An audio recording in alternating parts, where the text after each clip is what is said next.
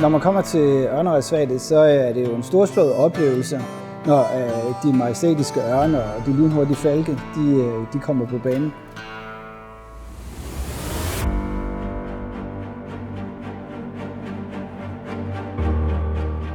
Vi gør det med den interesse, som vi har, at det er publikum, der sidder på et afgrænset område, og så er det rovfuglene, der udfolder sig ud over toppen af Nordjylland, som vi har heroppe. Det vi rigtig godt kan lide her på stedet, det er, at når en fortravlet børnefamilie de kommer og pakker alle deres ting ud af bilen og skynder sig, så finder de lige pludselig ro herinde. Og det gør de, når de har sat sig ned i publikumsområdet og begynder at kigge ud over det store, dejlige naturområde, vi har. Så falder der en ro over folk, og det er også en del af den oplevelse, man får, når man kommer her. Og det er både naturen, og det er dyrene, og det er den måde, som vi arbejder på, som giver et indblik, som måske mange mennesker i virkeligheden søger. Og det er det at få en ro og en nærhed over nogle oplevelser, hvor man kan fordybe sig i nogle detaljer, som vi i vores tid ikke har særlig meget tid til i øvrigt.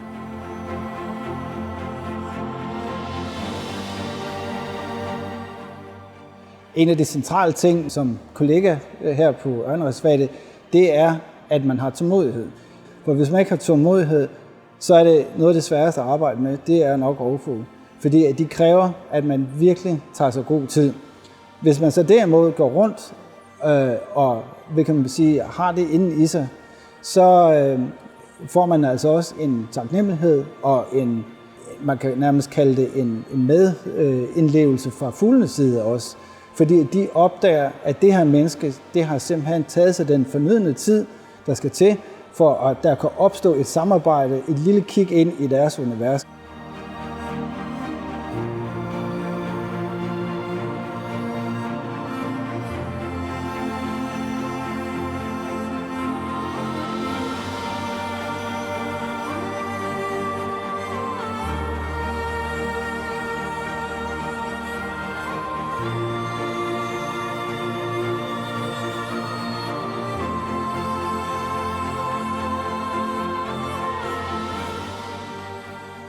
Her i ørnereservatet, det er jo et stort naturfredet område, og det bemærker man, fordi at når folk de ligesom får oplevelsen, når de kommer her og kigger ud over området, så er det noget helt andet end at se det på fjernsyn eller på YouTube. Men når man kommer her, så sanser man det hele på én gang. Det er faktisk en central del af selve den oplevelse, man får her. Det er, at man er til stede og bruger alle sine sanser. Og det er i virkeligheden også en meget vigtig del i vores tid, at man er til stede og får en virkelig oplevelse. Man oplever ørnene og falkene og hestene på helt tæt hold. Når jeg plejer at se ørne, så plejer de at være helt oppe i luften. Så plejer jeg ikke at kunne se dem. Nogle gange, når jeg er heldig, så står de sådan nogle lidt tætte steder.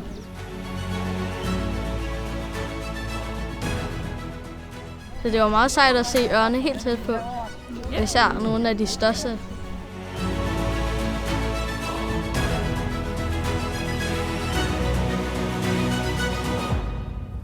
Ørnereservatet har eksisteret i over 40 år, snart 45 år. Og det er jo spændende at høre, når folk de beretter om deres tidligere besøg. Vi er jo kommet så langt som til, at det er oldebørn, der bliver inviteret med. Det er altså 3-4 generationer, der bliver samlet herude, og det som bliver fortalt videre. Den oplevelse, som folk får her, det har gjort så stort et indtryk, at man kan sige, at det har været en oplevelse for livet. Og når man får en oplevelse for livet, så vil man gerne dele den med andre.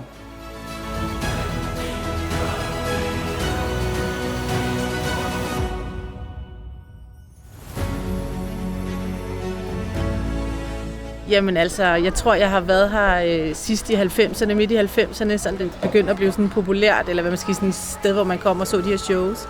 Og så har jeg været her 2 gange som voksen også, og jeg synes, den der passion, som de har for naturen og for fuglene, og de vil så gerne fortælle om de her fugle, som jo desværre er så sjældne, men jo selvfølgelig er flere og flere af, det synes jeg bare er mega fascinerende, og det giver en hel masse viden. Og så det der med, at man på den måde kan være i pagt med naturen. Altså en hest og en rytter og en fugl. Altså det er dybt fascinerende. Altså det er helt fantastisk.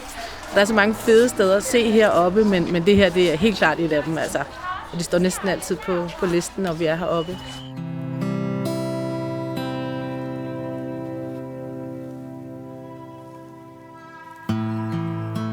For et par uger siden, så var der en skolelærer her med 70 børn, og hun sagde, at det var så 3. gang, hun var her, og det var en 5. klasse. Det er simpelthen, det ligger fast på deres skema, at de hvert år skal besøge ørnereservatet. De har set det som en vigtig del af deres undervisning. Det er, at man kommer tæt på de her fugle, man normalt kun ser i bøger og på billeder. Når man hører det fra for eksempel en lærer, der skal undervise den næste generation, så får man også lyst til at fortsætte. Det er et stort arbejde, vi laver her med det, vi interesserer os for. Så det er vigtigt for os selvfølgelig, at de har givet den begejstring.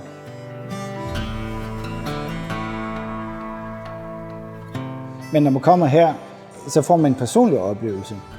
Og det vi så nogle gange hører også, og det kan være for børn, helt små børn, det er jo helt det der tætte, altså de kan dufte dem, de kan sanse dem. De kommer hen og siger, det var fantastisk at se alle de der fjer, og hvordan den greb en kylling, og hvor hurtigt de kan bevæge sig, ikke? At de går lynhurtigt, ikke? Og hesten med de store, imponerende muskler, ikke? Og pigerne, der er gode til at ride dem. Det er noget, der fascinerer folk. Men det er også nogle gange med den der sindssyge hurtighed, som for eksempel vandrefalken er, når den dykker med 300-400 km/t. Det er alligevel noget, som folk forstår, at det her det er lige så hurtigt som en racerbil. Men det fascinerende, det er jo, at det er naturens egne små mirakler, der udfører de her ting.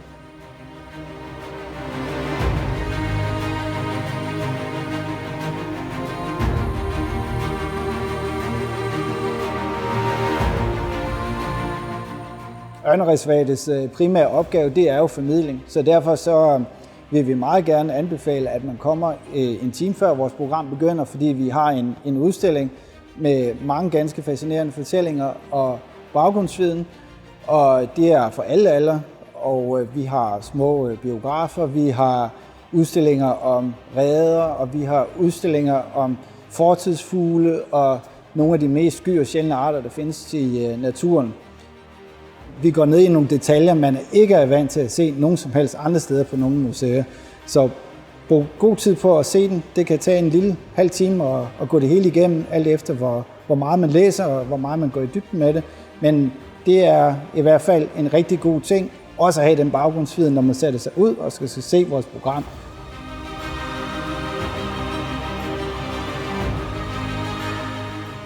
Når man skal til at beslutte sig til at få en oplevelse ud over det sædvanlige, og der går helt i tråd med vores tid, altså det vil sige en stor interesse for naturen, så er ørnereservatet et oplagt valg. Du kommer helt tæt på nogle af verdens mest sky og sjældne rovfugle, du ser nogle fascinerende heste, og du kommer tæt på en kulturhistorie, som også har rødder tilbage til Danmark i mange tusind år siden vikingetiden. Du kommer helt frem til den moderne tid, hvordan man aktivt anvender falkoneri, men du kommer også til at opleve en sammensmeltning imellem menneske og så natur og heste og rovfugle. Man kan nærmest kalde det en treenighed, og det er en ganske fascinerende og dejlig oplevelse.